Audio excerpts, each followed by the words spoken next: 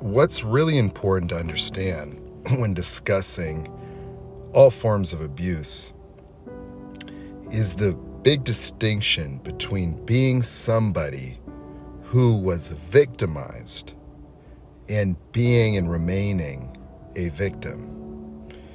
You see, that's where there's this conflation when having these conversations, is that being a victim is an orientation to things outside of our self and outside of our control that we assign causality towards. Being victimized is being someone who was a victim to something, that something happened. Now, we are not always in control, that it is the case that we have been victimized. But remaining a victim means that our own emotional experience is no longer ours to control or be the author of. And remaining a victim is going to cause ongoing suffering and the perpetuation of a sense of powerlessness. And so that's the challenge. The challenge is acknowledging and validating the victimization of a person so that they understand that what they experienced was real, it was valid, it happened. And at the same time, the healing would be assisting individuals in discovering themselves in a way that offers an increase in discernment to protect themselves from further emotional manipulation, gaslighting, darvo, and abuse, to help establish healthy communication, boundaries, and the awareness of the behaviors of other people that would cause them to unknowingly enter into an abuse cycle. The challenge is that amongst the population of people that experience having been victimized are also people that have narcissistic personality disorder. In other words, covert narcissists. Covert narcissists were also called inverted narcissists, people that experience grandiose inferiority, also called vulnerable narcissists. And these are people that experience profound victimhood in both reality and experientially. And so covert narcissists often will be legitimate victims of abuse, and they will often, in fact, in probably all cases, have experienced significant traumas. The challenge is that these people remain entitled victims because the experience of being a victim is something that protects them.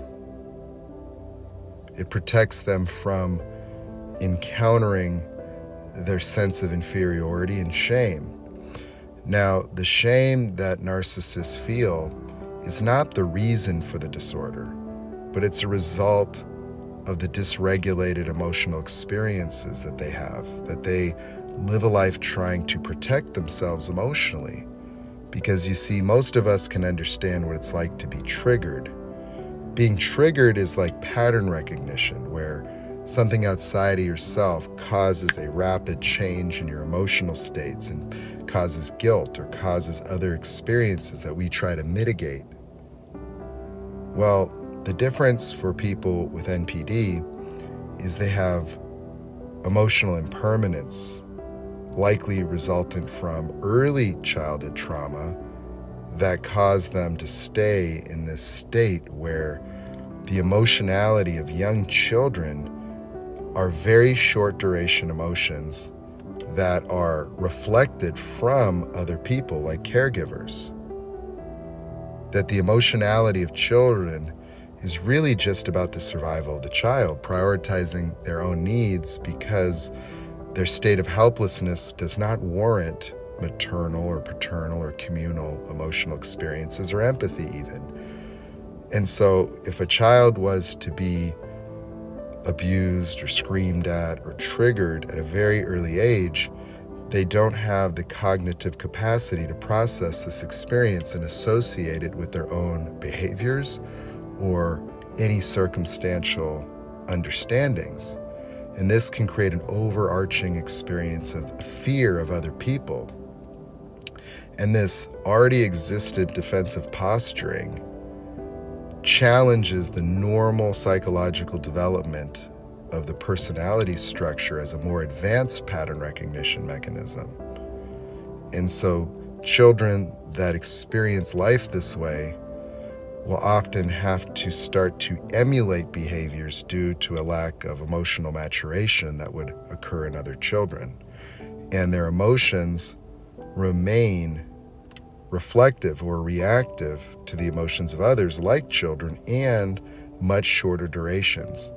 This necessitates manipulation. This necessitates an intervention, a perspective where they become subconsciously aware of the way people affect them. But these emotional effects from others impact their perception of others, often leading them to experience an intention that doesn't exist. That this is something that they may experience as normal for them and others.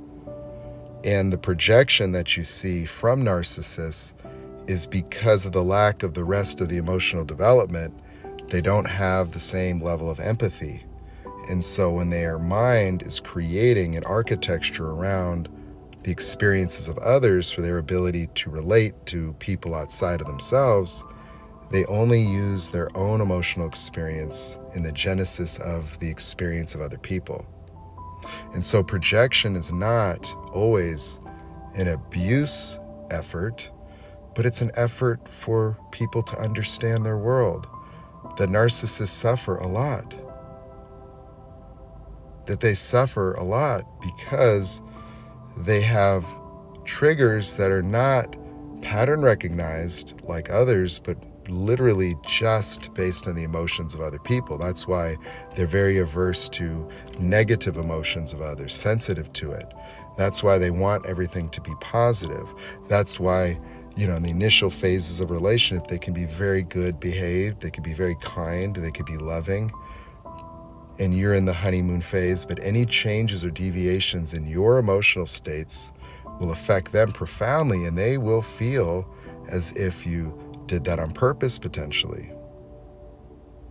And so this causes, a downward spiral in relationships to other people, and their own behaviors that violate the architecture of their false self, this perpetual effort to get people to like them by being what they think they need to be in order to have positive experiences with other people. Well, it causes them to react very harshly.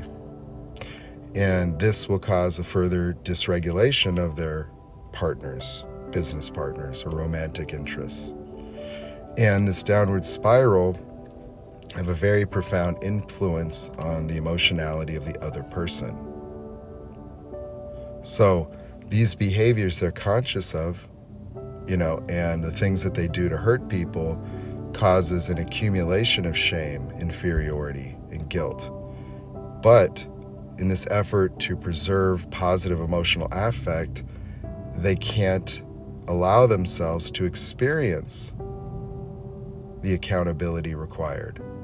It's too painful. Plus, often their internal emotional environment still remains in a state of trauma. And so when you try to force accountability, well, you can cause them to enter a state of psychopathy, almost a psychopathic state, where this unmitigated emotional experience that has no pattern recognition can surface in a very harsh reaction. And these emotions will then become the basis of how they experience you. And so it's a very, very challenging world for everybody, including narcissists, where some of them might be sadistic and intentionally abusive, but mostly they're not intentional. They just can't see what they're doing.